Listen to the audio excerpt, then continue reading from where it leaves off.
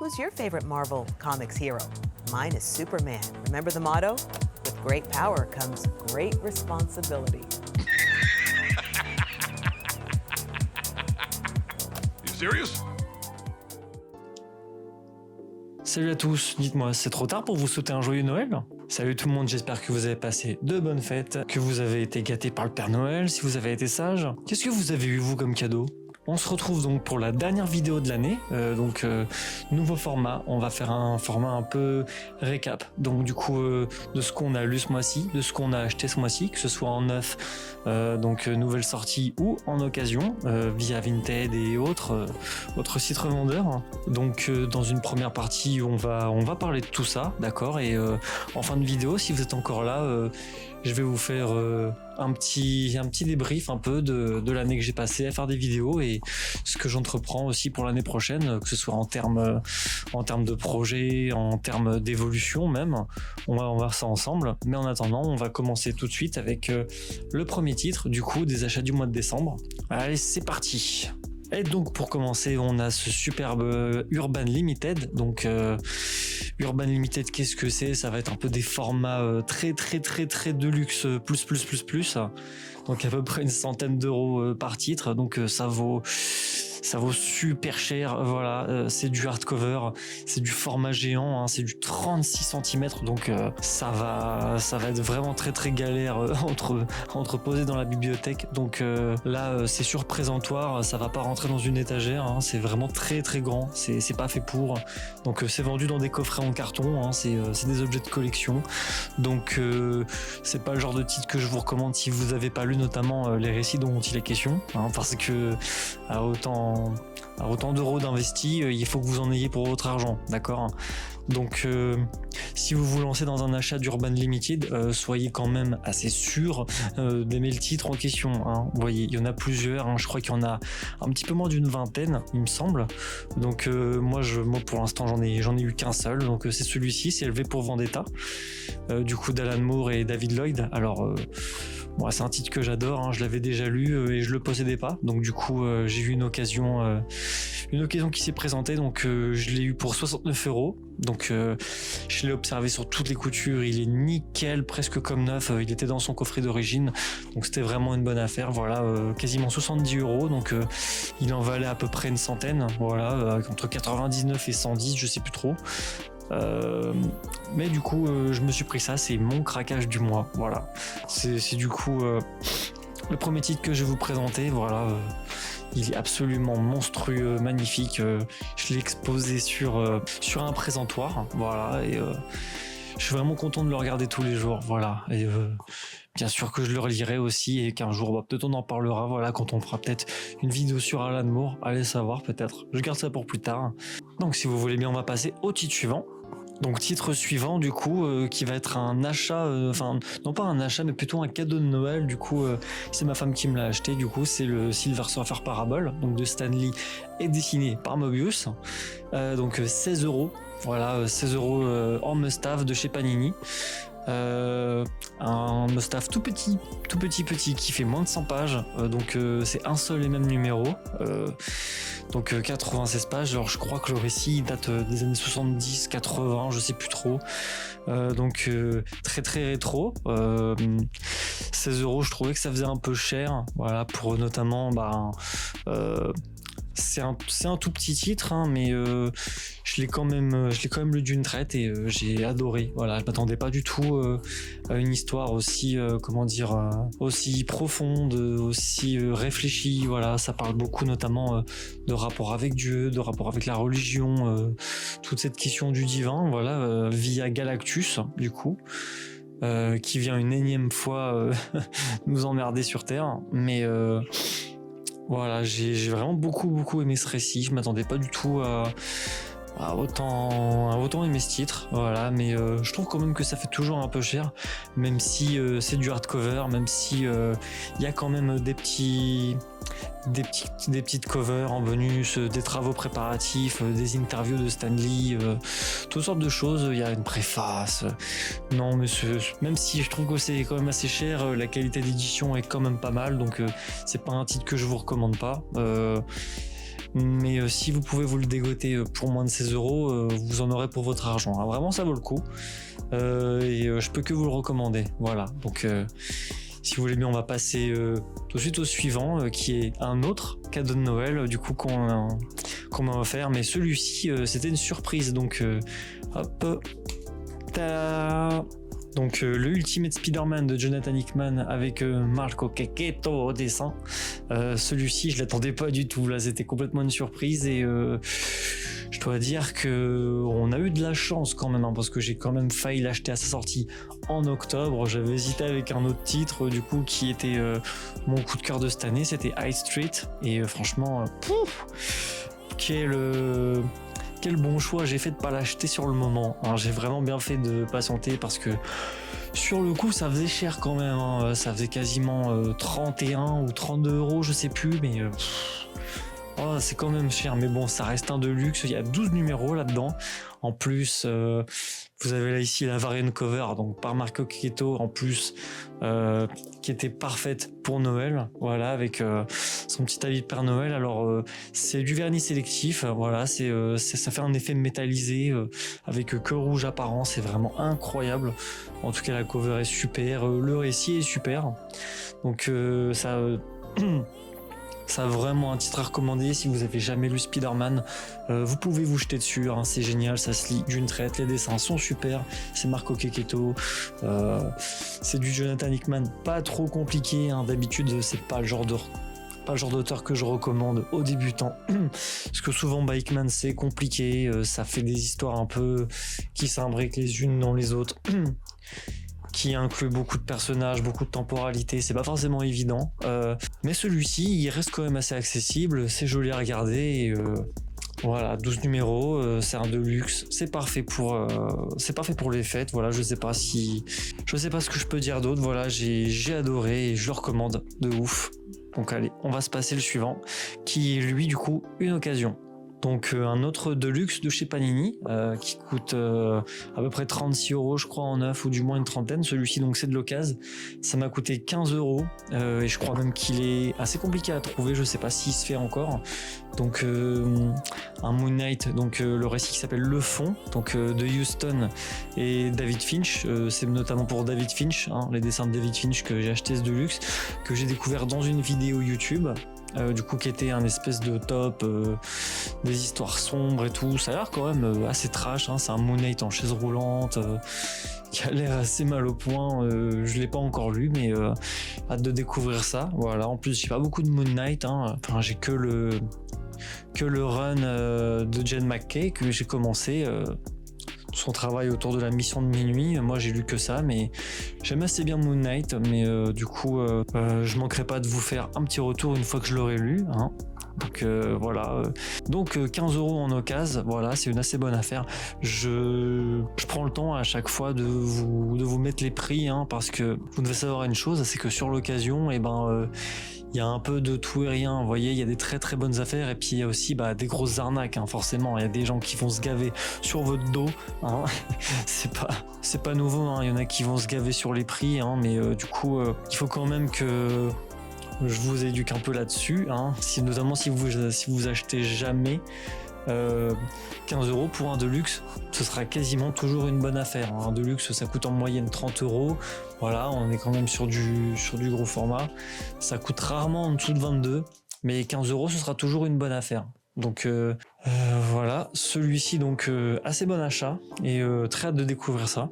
Ensuite, on va se passer maintenant une nouveauté et quelque chose qui est sorti là en décembre, dont je vais pouvoir vous parler tout de suite. Une autre sortie du coup du mois de novembre, comme je vous disais, le 3e tome de Green Lantern par Geoff Johns, du coup de la collection DC Paperback de chez Urban Comics, vendu 31 €, donc c'est tout neuf, ça vient de sortir. Donc cette série-là, du coup, l'intégrale de Green Lantern par Geoff Johns. Avant, c'était une autre collection hardcover qui s'appelait Geoff Johns présente Green Lantern, collection qui n'existe plus, donc qui est vendue à un prix exorbitant. Donc si vous les voyez passer, les achetez pas, ça sert à rien. Ils sont en train de les rééditer en souple juste ici. En termes de lecture, c'est beaucoup mieux à lire. En plus, ça va beaucoup mieux durer dans le temps, je pense, du moins. Pas trop sûr. On verra un peu ce que ça donne le DC Paperback dans le futur, mais normalement, si vous en prenez soin, ça va le faire. Donc, série que je vous recommande, notamment si vous avez jamais lu Green Lantern. Vous connaissez pas le personnage, vous voulez découvrir le personnage, et bah allez-y, ruez-vous sur le Green Lantern par Geoff Johns. Vous en avez 3 pour l'instant dans la collection DC Paperback, ça coûte à peu près 31€ par titre et vous allez vous éclater avec ça. Ça parle de tous les corps de lanterne, toutes les couleurs différentes, ça réinvente totalement la mythologie de Green Lantern. Moi qui connaissais pas, j'en lis beaucoup plus. Il y a d'autres titres qui arrivent bientôt. Là, il y a le Parallax Green Lantern qui arrive le mois prochain. Ensuite, là, on va voir la suite Blackest Night qui est du coup un espèce d'événement comme ça immense de Green Lantern. Il paraît que c'est le meilleur event Green Lantern et c'est la suite de ça. Donc pour l'instant j'en ai compté 5. Voilà, si vous voulez avoir tout le run de Geoff Johns sur Green Lantern, à voir s'ils en sortent un 6e, on verra bien, mais en tout cas moi c'est une série que je continue et que je recommande. Les yeux fermés, vous pouvez y aller, sûr.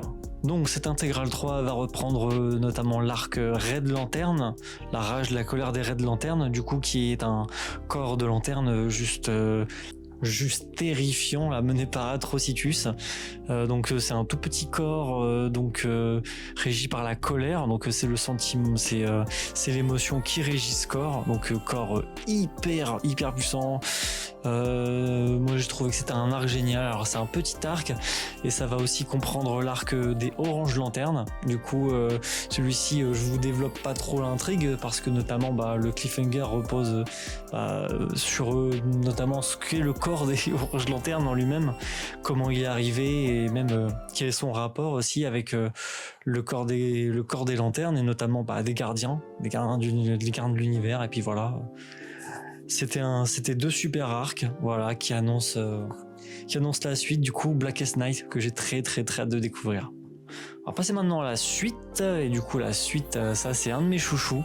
C'est ni une occasion, mais c'est pas non plus un cadeau de Noël, mais c'est pas non plus une sortie du mois, donc vous allez voir ça tout de suite. Titre suivant, du coup on a le Daredevil jaune, du coup par Jeff Lobb et Tim Sale, dans la collection Prestige, mais alors un Prestige vraiment j'exagère pas, vraiment il est magnifique. Donc couverture peau de pêche, voilà, avec une texture très douce.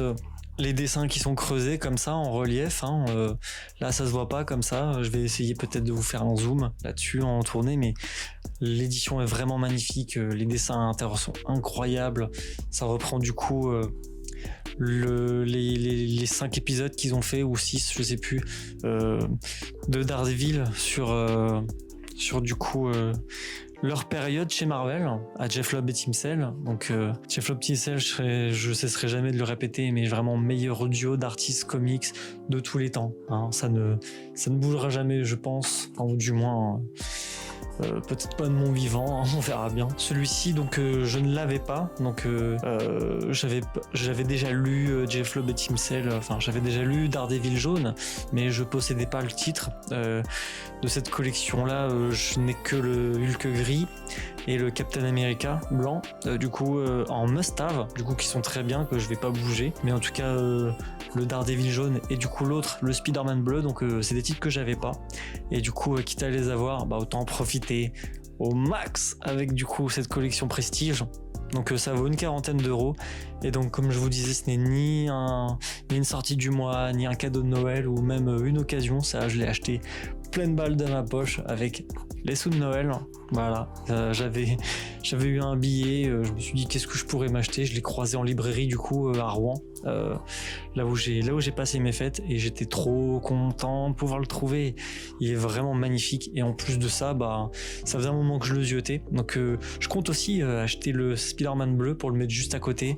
Je vais le ranger avec mes Prestiges. Voilà, c'est vraiment un format que je kiffe de ouf. Et quel plaisir de redécouvrir ce titre en collection prestige comme ça. Voilà. Donc 40 €, je sais pas si je l'ai dit, mais en tout cas un titre que je vous recommande vraiment de ouf. Vous avez pas que ce format-là, hein. Vous avez le must-have à 20 balles, vous avez aussi la collection Printemps des comics à 7 €. Mais si vous lisez pas de Daredevil, si vous voulez découvrir un titre de fou, faut absolument lire Daredevil jaune, c'est génial. Allez, on passe à la suite avec un cadeau de Noël. Le titre suivant, donc, c'est un cadeau de Noël, comme je vous disais. Donc, superbe cadeau de ma femme, qui est du coup un prestige, toujours un prestige de chez Panini, du coup, sur le titre Daredevil Cold in Hell. Du coup, cadeau de Noël qui est aussi sorti du mois. Ouais. Titre du coup qui est sorti en 3 formats, du coup, qui est sorti en prestige variant cover de chez Panini, c'est celui que j'ai juste là, donc avec cette magnifique cover de Mathieu Bablé, voilà, pour laquelle j'ai craqué. Vous avez aussi la deuxième, du coup une autre cover de Gabriele Dell'Otto, qui est vraiment stylée aussi, qui est peut-être même un peu mieux, mais en tout cas que moi je me suis pas procuré. Voilà, je suis très satisfait de celle-là. Mais il y a aussi bien sûr le format must-have normal, pas must-have, excusez-moi, le format 100% Marvel, voilà, le classique à 18 €. Donc du coup vous avez les 3 numéros seuls de Daredevil Cold in Hell, donc écrit par Charles Soule et dessiné par Steve McNiven. Dessin de Steve McNiven qu'il va falloir ça va pas être facile pour vous, hein. C'est pas le Steve McNiven de Holman Logan, moi je vous le dis. Donc du coup, de quoi ça parle? Eh bien, c'est un espèce de Dark Knight Returns dans l'univers de Daredevil. Alors pour les gens qui sont pas familiers avec Dark Knight Returns, du coup c'est un univers alternatif, on va dire, dans lequel Batman est beaucoup plus vieux, voilà, n'est plus Batman depuis des années et des années, et justement qui doit revêtir le costume du Chevalier Noir pour faire face à de nouvelles menaces qui gangrènent la ville, hein, notamment des trucs une société qui part totalement en vrille, voilà, avec Batman qui doit redevenir Batman, mais du coup un Batman plus vieux, plus lent, qui doit redevenir Batman. Et ben là on est carrément dans la même situation. Vous voyez, Daredevil n'a plus ses pouvoirs, il est beaucoup plus vieux, il est même tellement il a plus de pouvoir, c'est redevenir un aveugle, hein, juste un aveugle. Il a vraiment plus de pouvoir, rien, il y a plus de super-héros. Ça on va découvrir pourquoi, notamment, ou pas d'ailleurs, pas sûr d'avoir compris, mais en tout cas c'est le thème de ce Daredevil Cold in Hell, donc un Daredevil qui doit redevenir un Daredevil qui va recroiser d'anciens alliés, de nouveaux ennemis. C'est assez cool, donc c'est assez court aussi, attention, hein, si vous partez sur le prestige, donc ça vaut 24 €, c'est pas si cher, mais attention, c'est vraiment très court. Vous avez une grosse partie où c'est des travaux de préparation, où vous avez des croquis, des variant covers, des interviews de Charles Soule, de Steve McNiven, notamment comment ils ont fait pour collaborer. Il y a que 3 numéros, voilà, mais le récit est cool, voilà, c'est un assez grand succès commercial, voilà, c'est pas pour ça qu'il faut le valider forcément, mais en tout cas moi pour l'avoir lu, je vous le dis, c'est vraiment cool. Les dessins de Steve McNiven, moi j'aime beaucoup. Charles Soule, moi c'est un auteur qui me fait pas mal acheter des comics, voilà, je suis un assez grand fan. Donc c'est une collaboration qui est assez réussie, voilà, c'est un titre que je peux vous recommander, donc vous en avez à tous les prix, voilà, du 18, du 24, quitte à mettre un tout petit peu plus d'argent, la variant cover elle est quand même pas mal, donc 3 variant cover possibles, donc Steve McNiven, Gabriele Dell'Otto et Mathieu Bablé, celle que j'ai choisie juste là, titre que je ne peux que vous recommander, voilà. Ensuite on va passer au suivant. Titre suivant, alors sur lesquels on va passer très rapidement. Vous allez voir que ce mois-ci, là, c'était le mois de l'occasion. J'ai eu beaucoup d'opportunités. Voilà, sachez que moi j'achète beaucoup à l'opportunité comme ça, j'ai des listes de titres que je veux acquérir et puis dès que je vois une occasion, et bah boum, je fonce dessus, je m'accorde un budget pour ça.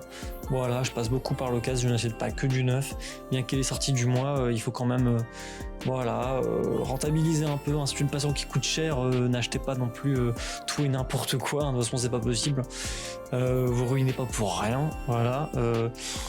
Celui-ci, je l'ai acheté exactement 16 € ou 17, un truc comme ça, 16 €, donc ça en vaut 31. Donc Rorschach, un titre de chez DC Black Label, donc dans l'univers de Watchmen, qu'en ce moment j'essaie d'acquérir. Voilà, j'ai déjà Watchmen bien sûr, l'original, mais j'essaie d'acquérir tous les titres qu'il y a autour de l'univers de Watchmen. Voilà, hein, je pense que je vais préparer l'année prochaine une assez grosse vidéo, voilà, sur les comics Watchmen, parce que c'est vraiment un univers que je kiffe, qui est vraiment cool à lire en BD, et puis ensuite on verra ce que ça donne, voilà. Mais pour l'instant j'ai acquis ce titre, donc du coup Rorschach de chez DC Black Label de Tom King, voilà, autre auteur qui me fait acheter des comics, voilà, que je kiffe de ouf. Et je vous en parlerai une fois que je l'aurai lu. Voilà, on va passer au suivant. Je vous avais dit, ça va être très très rapide.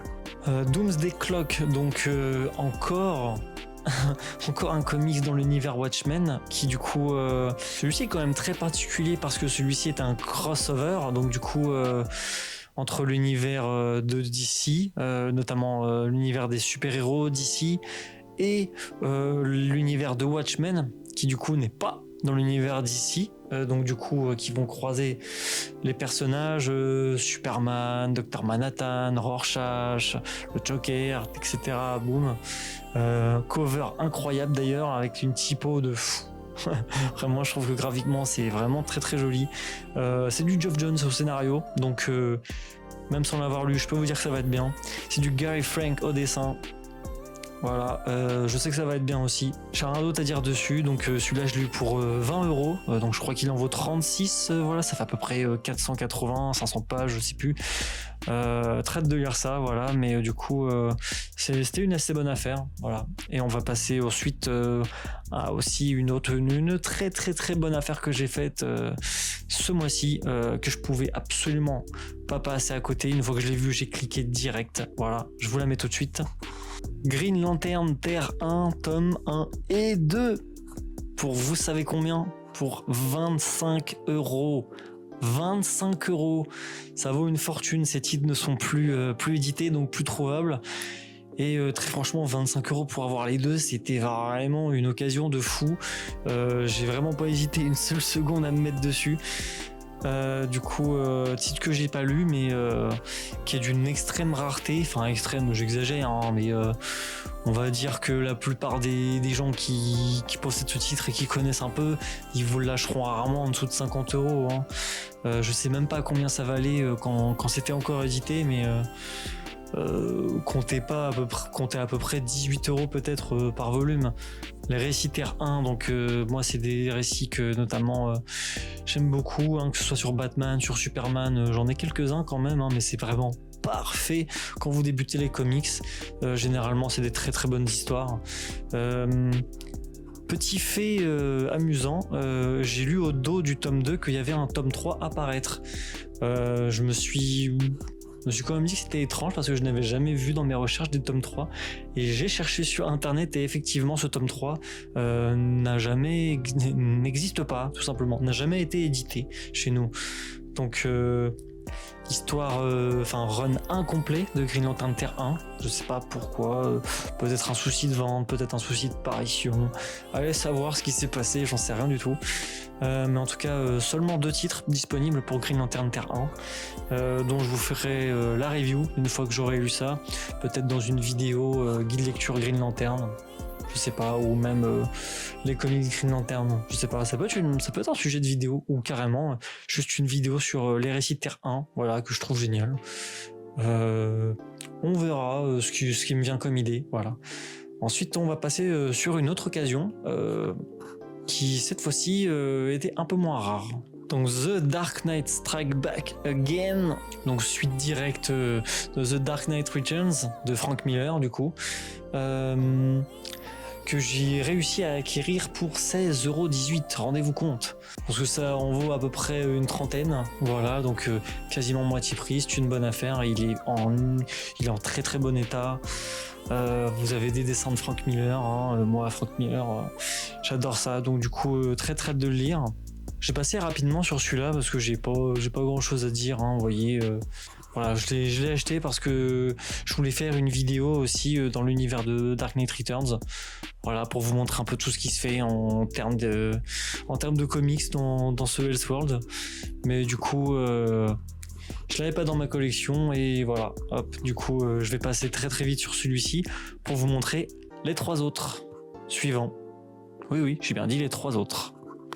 Ensuite, qui fait notamment écho au titre de juste avant, donc on a Dark Knight 3. Donc je vais être très très bref sur celui-ci, Dark Knight 3, qui est du coup la suite directe de Backstrike Again qu'on a vu juste avant, qui était aussi la suite de Dark Knight Returns qu'on n'a pas vu juste avant, mais qui était la suite quand même. Donc du coup, j'ai pas réussi à le trouver en intégrale, du coup j'ai dû acheter ces 3 volumes séparément, donc ça m'a coûté 10€ chacun. Par chance c'était la même personne, donc j'ai pu faire ça en une fois, donc à peu près 30€ pour ces 3 là. Que je n'ai pas lu du coup, et en plus le pire c'est qu'il m'en manque encore un, il manque The Last Crusader, et après du coup j'aurai tous les titres dans l'univers de Dark Knight Returns. Donc on va pouvoir passer à la suite, qui va être un autre Batman et encore une occasion, je vous l'ai dit, ce mois-ci c'était le mois de l'occasion, je vous ai pas menti. Ensuite on a Batman Noël qui du coup est un tout petit récit one shot de Liber Mero qui est au dessin et au scénario. Titre que j'ai découvert cet été, donc une période qui n'a rien à voir avec Noël. Donc j'ai réussi à l'avoir pour 4€ seulement. Alors bravo, palme d'or de l'occasion du mois. J'aurais pas pu faire moins, ça c'est sûr, parce que ça vaut à peu près 18 ou peut-être même 20€ chez Urban. Titre que je vous recommande du coup, qui est en fait une adaptation du conte de Dickens, donc l'étrange Noël de Mr. Scrooge. Donc si vous connaissez pas l'histoire, c'est un espèce de vieux grippe-sous comme ça qui un soir de Noël va être visité par 3 esprits de Noël, voilà, le présent, le passé et le futur.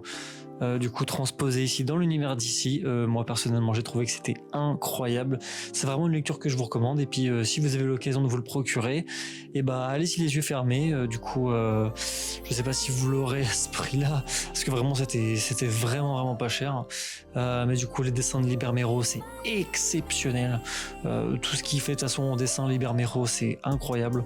Je ferai sûrement un jour quelque chose sur lui, mais en tout cas, si vous avez l'occasion de vous le procurer, encore une fois, je me répète, mais allez-y les yeux fermés. Voilà. Ensuite, on va passer au titre suivant. Donc, titre suivant, ou devrais-je dire les titres suivants. Donc, du coup, la collection Classics de Tortue Ninja, donc le 2, le 3 et le 4. Donc, que j'ai eu à peu près pour 22€ sur chaque titre, donc ça fait à peu près 66€ si je ne m'abuse, pour ces 3 là, ça peut paraître beaucoup dit comme ça, mais sachez que 9 ça vaut une quarantaine, ça vaut presque 40€, ça coûte une blinde de toute façon. Tout ce qui se fait autour des Tortues Ninja chez AI Comics, c'est vraiment très très très cher. Mais du coup très content de me les avoir procurés. Je les ai pas encore lus, de toute façon vous avez vu tout ce qu'il y a à lire là, j'en ai pour au moins 6 mois, mais très très content d'avoir pu les trouver, cette collection classique. Ce sont tout ce qui se fait autour de Tortues Ninja, et j'essaie vraiment de tous les acquérir, que ce soit les intégrales de Tom Waltz ou même les originaux comme ça de Kevin Eastman. Vraiment moi j'adore les Tortues Ninja, et sûr qu'un jour vous en entendrez parler. Voilà, alors ensuite on va passer à la suite, et à partir de maintenant ce ne sera que des gros volumes. Alors là je vous préviens, ça commence maintenant. Et on va commencer donc du coup la série des gros volumes par l'omnibus Silver Surfer par Dan Slott et je ne sais plus qui. Donc du coup on a Michael Aldred au dessin.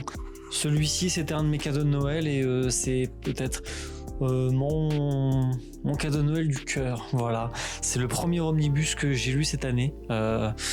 Donc du coup c'est largement mon préféré. Voilà, j'en ai lu d'autres bien sûr, Mais celui-ci, je vous le recommande particulièrement. Donc du coup, celui-ci, il comprend l'entièreté du travail de Dan Slott sur le Silver Surfer. Donc c'est dessiné de A à Z par Michael Aldred. Ça raconte l'histoire du Silver Surfer qui va rencontrer Dawn Greenwood, donc, qui est une humaine totalement normale, avec lequel il va voyager à travers la galaxie. Ça va raconter toutes leurs péripéties, ça va raconter c'est un peu un espèce de slice of life, hein. Il n'y a pas d'énormes combats épiques, il n'y a pas de super enjeu, je sais pas quoi. Non, vraiment, c'est quelque chose de très très posé, de très poétique, de très réfléchi. Voilà, ça parle de plein de choses, ça parle des relations, ça parle du temps, ça parle de un peu tout et rien, vous voyez, à travers le Silver Surfer. C'est dessiné d'une main de maître, c'est absolument magnifique, c'est très coloré. Et c'est un tout petit omnibus, hein, il est vraiment pas très très gros, il fait à peine 600 pages, hein, voilà, 600 et quelques, hein, enfin pas 700 je pense pas, mais il est vraiment magnifique et je ne peux que vous le recommander. C'est mon omnibus préféré, c'est mon coup de cœur. Il n'a coûté que 50 €. Alors on a réussi à le trouver en occasion, mais quasiment neuf, hein, vous voyez, il est encore sous blister, je l'ai même pas encore déchiré, j'ai déjà lu, mais je veux le conserver le plus longtemps, hein, celui-ci, j'y tiens vraiment. Donc Silver Surfer par Dan Slott et Michael Aldred. Ensuite, on va passer à du plus gros volume. Là maintenant, on a affaire à ce qu'on appelle un absolute. Alors l'omnibus, c'est un très très gros volume reprenant l'entièreté du run, tie-in compris. L'absolute, c'est à peu près la même chose, vous voyez.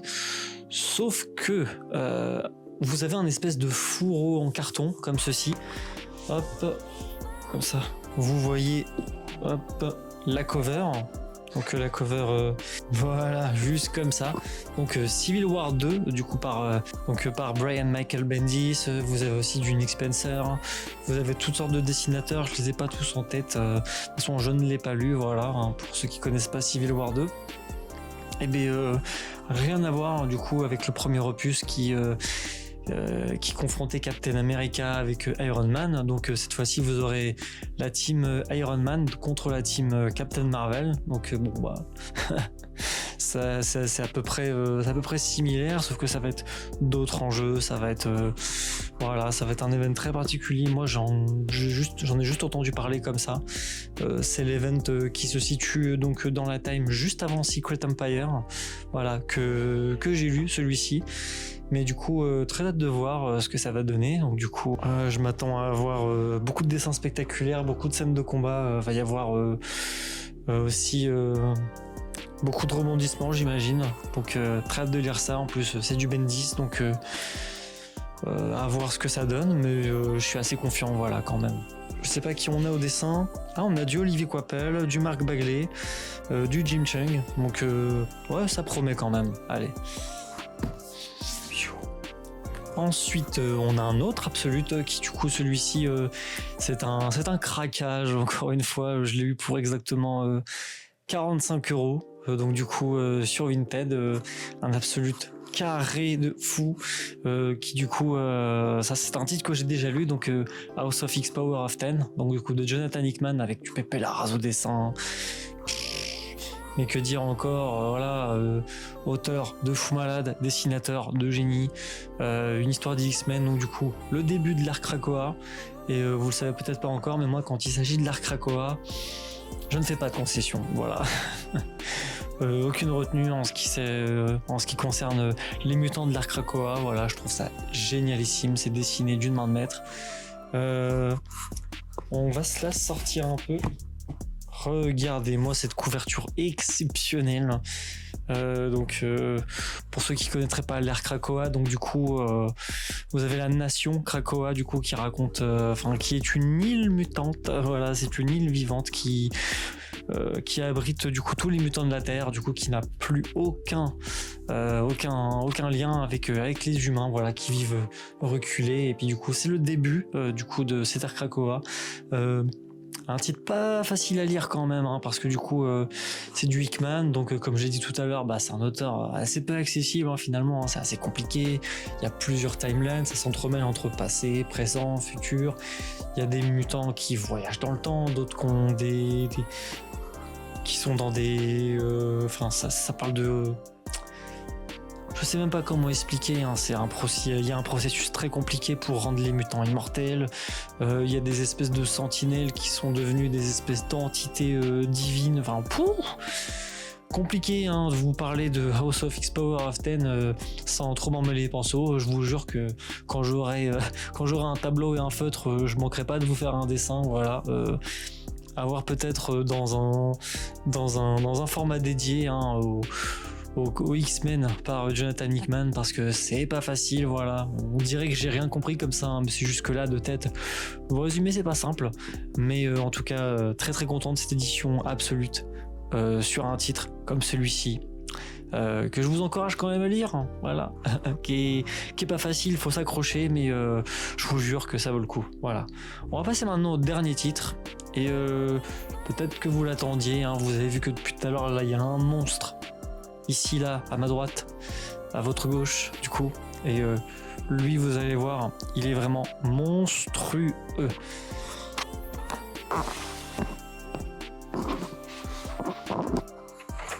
Donc on a quoi ici? On a exactement l'ensemble du travail donc de Greg Pak sur Dark Vador. Du coup 1500 pages dans cette espèce d'omnibus qui est pas vraiment un omnibus en fait, qui est plutôt un espèce de double absolute. Vous voyez en fait, si je fais ça, et bien en fait vous avez tout simplement les deux volumes ici. Donc deux absolutes d'à peu près 600 pages chacun, donc qui va faire 650 un peu plus, qui va reprendre du coup l'ensemble du travail de Greg Pak sur Dark Vador. Alors vous aimez les comics Dark Vador? Moi j'adore les comics Dark Vador, j'adore les comics Star Wars, et je possède pas mal de titres, vous voyez, sur Star Wars. J'ai notamment quasiment, peut-être pas toutes, mais en tout cas beaucoup de parties sur Dark Vador. J'ai les Dark Vador de Charles Soule, j'ai les Dark Vador de Kieran Gillen, j'ai aussi même l'ensemble du travail même de Star Wars par Jason Aaron, que c'est un run que j'adore. Mais j'avais pas celui-ci, il est sorti là en novembre dernier, donc du coup 130€, donc pour ce gros volume en fait qui est divisé du coup en deux absolutes, comme ça va être un peu plus digeste à la lecture, ça va être un peu plus simple peut-être, sûrement même, hein, parce que bon, un volume comme ça je sais pas si vous vous rendez compte à la caméra comme ça, mais il est gigantesque, hein, il est vraiment très très gros. Ça pèse lourd aussi, hein, mine de rien, ça fait presque 4 kilos, c'est pas mal, en tout cas pour un livre, j'entends bien.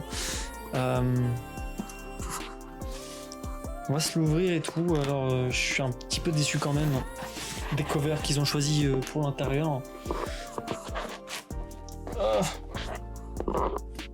Bon, j'arrive même pas à le sortir.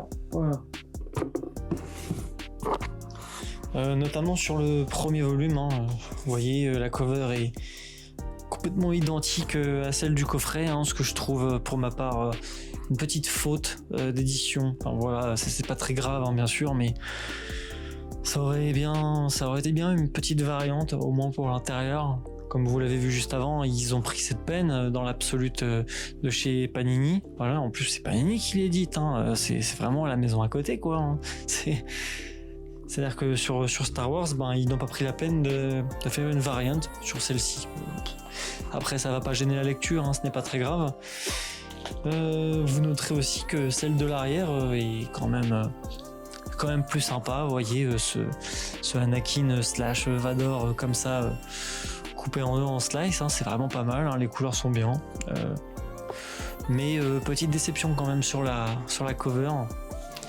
Vous allez voir que sur la deuxième, là-dessus on a un autre problème, hein, parce que là du coup la couverture, certes elle n'est pas identique, mais elle est vraiment pas incroyable non plus, hein. Je trouve que c'est pas spécialement une belle cover, voilà. Cover très très sobre, voilà, mais qui reprend aussi l'idée un peu, l'idée même du run, hein, à savoir on va reparler de Padmé, hein, on va y avoir une grosse intrigue autour de ça, vous voyez, il va renouer ces liens comme ça. Moi j'ai très hâte de lire ça. Très motivé aussi pour vous faire une vidéo sur les comics Star Wars, ou du moins ceux que je possède, ceux que je peux vous recommander, ceux qui sont disponibles aussi bien sûr. Et avec ça, je pense qu'on a de quoi lire, hein. Maintenant qu'on a vu un peu tout ce qui concernait les lectures, si vous êtes encore là, bien sûr, je vais vous faire un petit point très très bref du coup sur ce que j'envisage en termes d'objectifs, en termes de direction pour l'année prochaine. Donc sur cette chaîne, si vous me suivez, j'ai fait pas mal de formats, hein. J'ai essayé de faire des recommandations, j'ai essayé de faire des présentations, j'ai essayé de faire toutes sortes de contenus, toutes sortes de concepts, voilà. Mais en termes de production, c'est très très compliqué. Moi, j'ai un 35 heures à côté, j'ai pas forcément le temps de monter comme ça tous les soirs pendant des heures. Et j'aimerais quand même faire plus de contenu, mais en tout cas, peut-être un contenu plus optimisé, vous voyez. Donc, je pense que ce que je vais entreprendre l'année prochaine, du coup, c'est de faire beaucoup plus de formats short, de formats courts. Notamment sur une autre plateforme. Alors ça veut pas dire que je déménage de YouTube, hein, pas du tout. Mais du coup j'envisage de faire un autre format pour YouTube. Voilà, un format de vidéo un peu plus longue, vous voyez, où je parle comme ça librement, sans trop de préparation. J'envisage aussi ce que j'envisage en termes de short, du coup, ça va être tout ce que je fais autour des recommandations.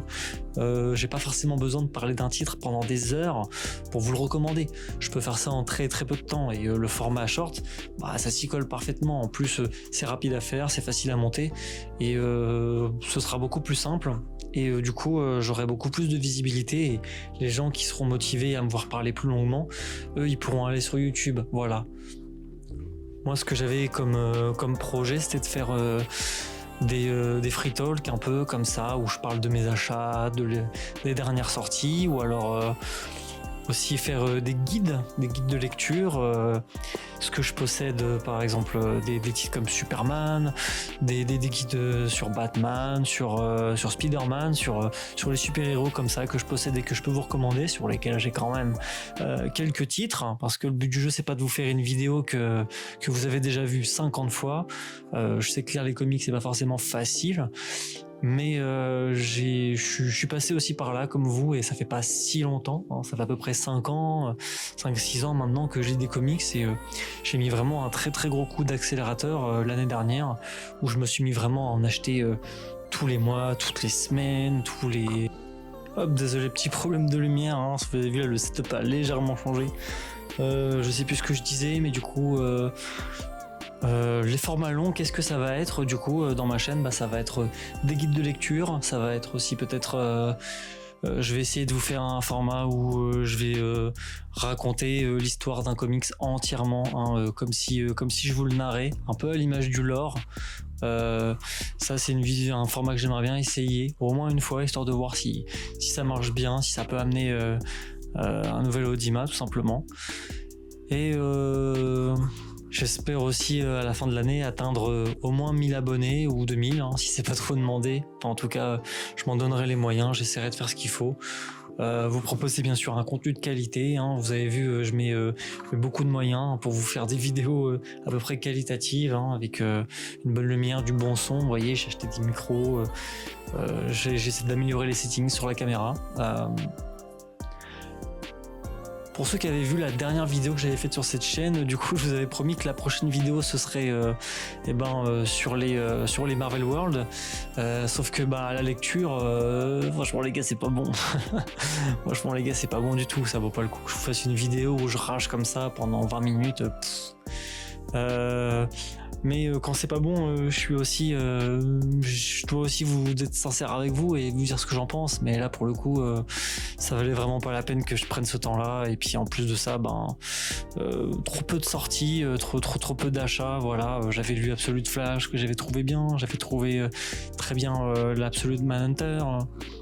Donc désolé de pas avoir pu faire ça, mais je vous assure que franchement, même les rushs étaient pas bien en montant ça. C'était un cauchemar et le son était pas ouf, la lumière, je vous en parle même pas, mais à partir de maintenant, on va vraiment s'améliorer là-dessus. C'est du coup ce que je vous promets moi, hein, pour ceux qui voudront me suivre. Et puis, je m'arrête là et tout. Et puis, ce que je vous souhaite à vous, du coup, c'est de réussir ce que vous allez entreprendre dans cette année 2026. J'espère que vous allez vous donner des objectifs et que vous allez faire ce qu'il faut, surtout, pour les atteindre. Voilà. C'est ce que je vais faire aussi. Donc du coup, je vous laisse là. Je vous souhaite d'excellentes fêtes de fin d'année. Voilà, on se voit l'année prochaine. Et puis, d'ici là, prenez soin de vous. Allez, salut les gars.